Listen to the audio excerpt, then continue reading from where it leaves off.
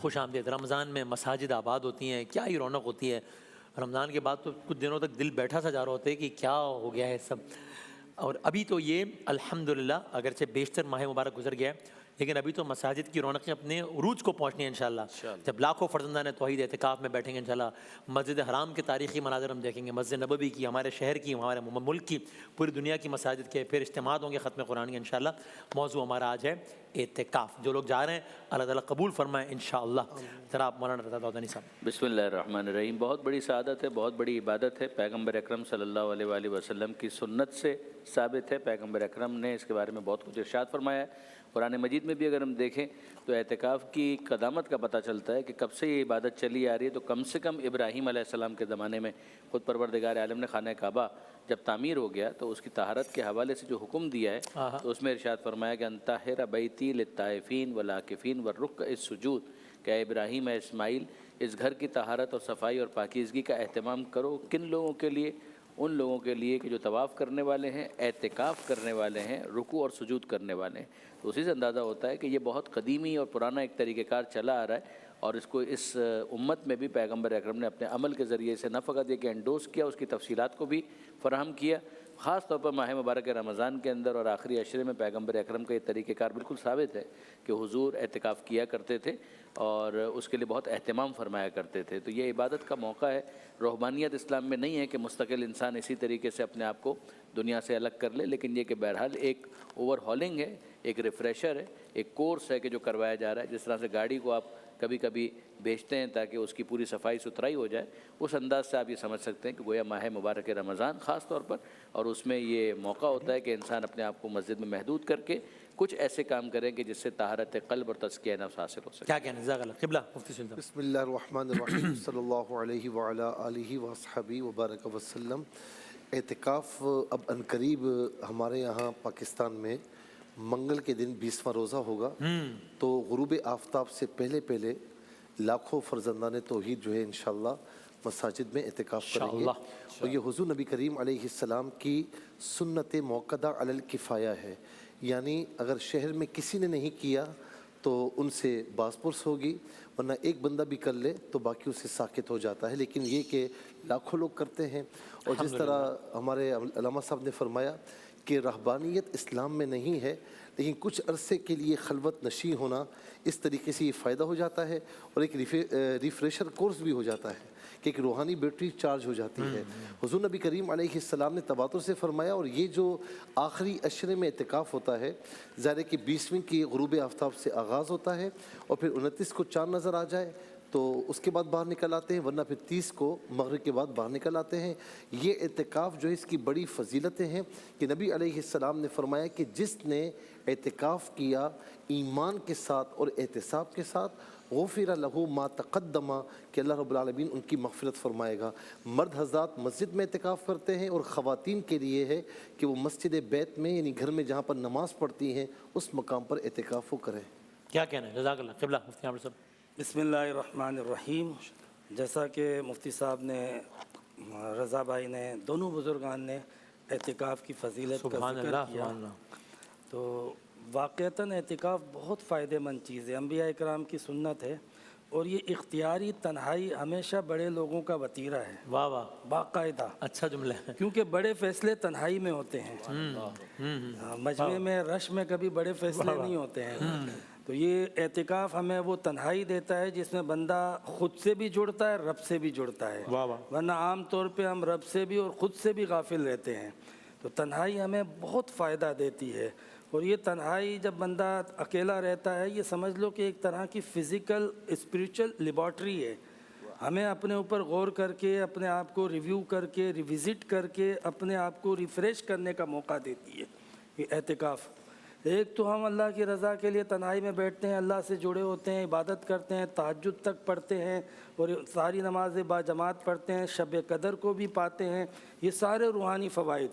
پھر جو تنہائی کا ٹائم ہوتا ہے اس میں انسان اپنے اوپر غور کر سکتا ہے، اور یہ بہت ضروری ہوتا ہے۔ انسان کی سب سے زیادہ مشکلات کا سبب یہ ہے کہ وہ اپنے اوپر غور نہیں کرتا۔ اعتکاف اتنی بڑی نعمت ہے کہ جس میں اختیاری طور پہ انسان لونلی نیس کو اختیار کرتا ہے، اور اس کے پھر برکتیں حاصل کرتا ہے۔ کیا کہنا ہے مفتی صاحب، سبحان اللہ قبلہ سیدہ فاطمہ کا ایک بہت مبارک نام ہے سیدہ کائنات کا، بطول، وذکر اسم ربک وتبتل الیہ تبتیلا، کہ سب سے کٹ کر رب کی طرف آ جائیں۔ اللہ اللہ۔ اس نسبت کی لاج رکھتے ہوئے سیدہ کائنات کے ساتھ ہم بھی رب سے ایسا لو لگا لیں جیسے ان ہستیوں نے لگانے کی ساری زندگی لگا دی، کم از کم ہم آخری عشرے میں تو کچھ کوشش کر لیں۔ بخاری کی روایت ہے کہ کان رسول اللہ صلی اللہ علیہ وسلم اذا دخل العشر الاواخر شد میزرا ایقظ لیلا ایقظ اہلا احیا لیلا، کہ ساری رات خود بھی جاگنا اور گھر والوں کو بھی جگانا اور اللہ کی طرف متوجہ کرنا۔ وابتہل فی الدعاء کثرت صلاتہ، دعا میں کثرت سے لگنا، اور جو اللہ کے در پہ آ جاتا ہے وہ ایسے ہے جیسے اس نے بسیرا ڈال لیا ہے، اور وہ یہ کہہ رہا ہے کہ اے رب میں اس وقت تک نہیں جاؤں گا جب تک تو راضی نہ ہو جائے، جب تک تو معاف نہ کر دے۔ اور یہ فرشتوں کے بھی مشابہ ہو جاتا ہے، لا یعصون اللہ ما امرہم ویفعلون ما یؤمرون، کہ اللہ کی معصیت سے یہ بچ جاتا ہے کیونکہ اللہ کے گھر میں آ کے اعتکاف یہ بیٹھ جاتا ہے۔ امام زہری فرماتے ہیں عجبا للناس ترک الاعتکاف، بڑی عجیب بات ہے کہ لوگوں نے اعتکاف چھوڑ دیا۔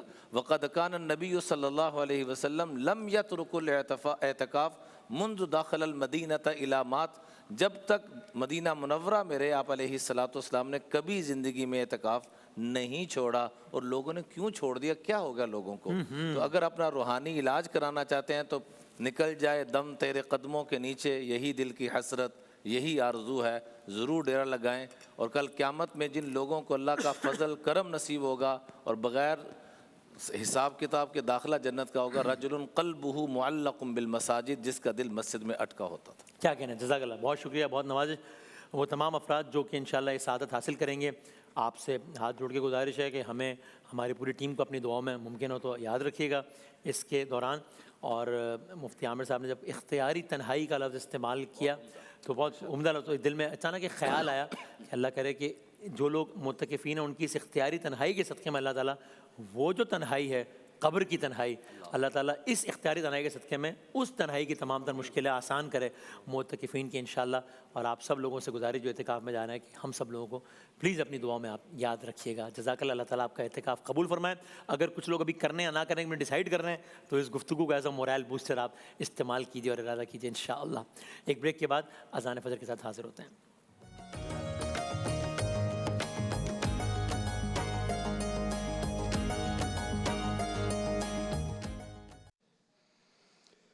اللہ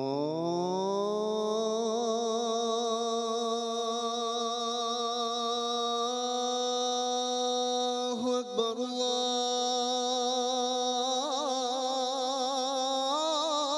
اکبر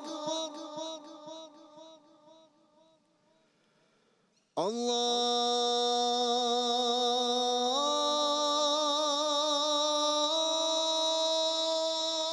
اکبر اللہ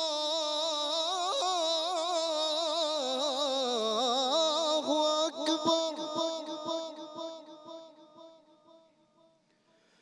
اشہد ان لا الہ الا اللہ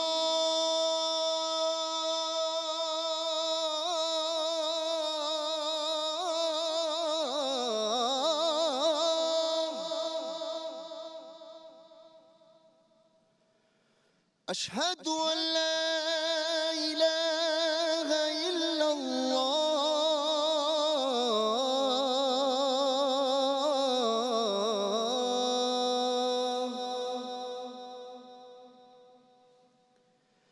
اشہد ان محمد رسول اللہ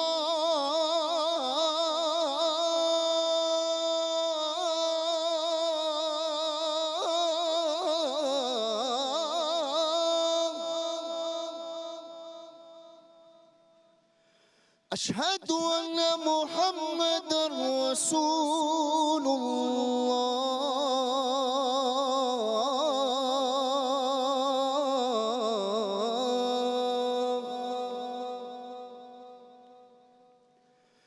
حی علی الصلاة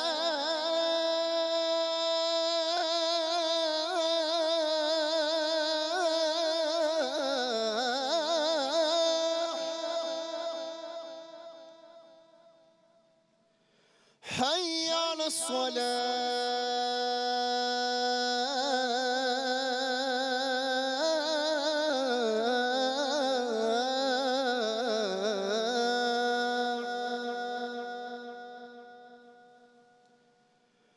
حي على الفلاح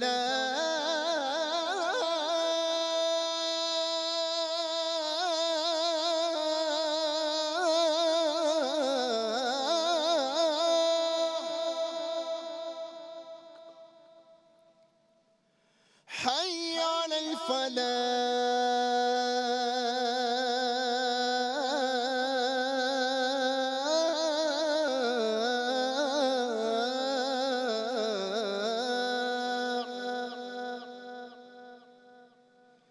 الصلاة خير من النوم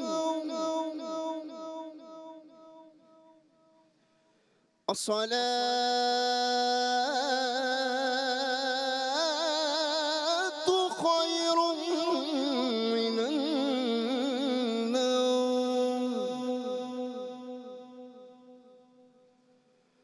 الله أكبر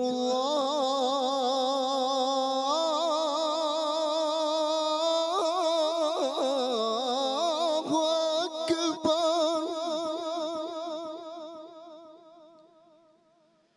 لا إله إلا الله